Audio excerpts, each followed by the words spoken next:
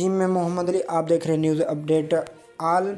ناظرین، 29 جولائی سے ملک بھر میں مختلف علاقوں میں مانسون بارش کا نیا سلسلہ شروع ہو چکا ہے۔ پنجاب، خیبر پختونخوا، اسلام آباد، کشمیر اور گلگت بلتستان میں شدید بارشوں کا امکان ظاہر کیا گیا ہے، جبکہ NDMA نے شہری سیلاب لینڈ اور نشین علاقوں میں پانی جمع ہونے کا الرٹ جاری کر دیا ہے۔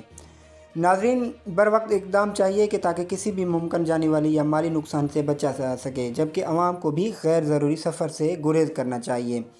ناظرین، جموں آزاد کشمیر کے انتخاب سے پہلے مرحلے کے نتائج وصول ہو رہے ہیں۔ مختلف علاقوں میں سیاسی جماعتوں کو درمیان دیکھنے میں آیا ہے، جبکہ الیکشن کمیشن نے انتخابی عمل کو شفاف بنانے کے لیے سیکیورٹی کے سخت انتظامات کیے۔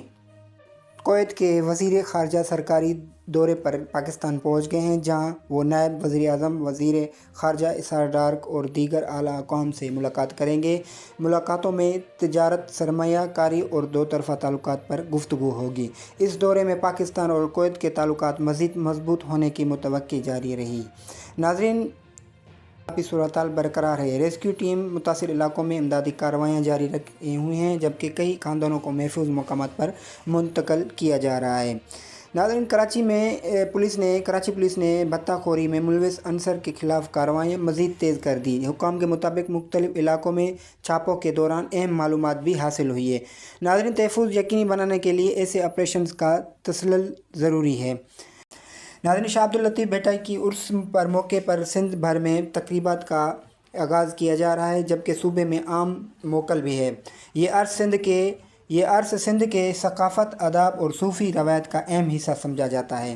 معاشی ماہرین نے بڑھتی مہنگائی، اشیائی ضروریات کی قیمتوں اور عوامی تشویش کا اظہار کیا ہے۔ مختلف حلقوں کی جانب سے مہنگائی پر قابو پانے کے لیے مؤثر اقدامات کا مطالبہ کیا جا رہا ہے۔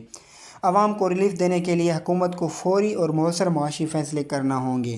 ناظرین، یہی تھی آج تک کی یہ خبر۔ ملتے ہیں اگلے نیکسٹ ویڈیو میں، جب تک ملیں گے، اللہ حافظ۔